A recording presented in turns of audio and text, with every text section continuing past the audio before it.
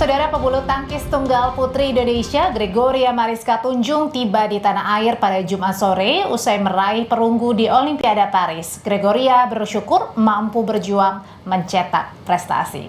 Gregoria Mariska Tunjung, saudara, menjadi penyelamat wajah bulu tangkis Indonesia di tengah terputusnya tradisi emas Olimpiade. Tiba di tanah air Jumat sore, Georgie mengaku sangat terharu dengan sambutan dan dukungan dari masyarakat Indonesia selama perhelatan Olimpiade.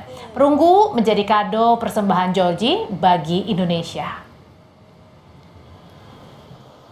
Saya udah bisa dibilang paling tua di WS, jadi saya berharap regenerasi yang bagus sih dari WS, karena sejauh ini tren WS sangat baik dan itu hal yang membuat saya bangga juga karena melihat adik-adik saya prestasinya makin meningkat. Itu adalah kebanggaan tersendiri juga untuk saya sebagai senior di WS, jadi pastinya itu sih yang saya harapkan. Semoga regenerasi WS bisa makin bagus dan bisa menambah gelar-gelar itu.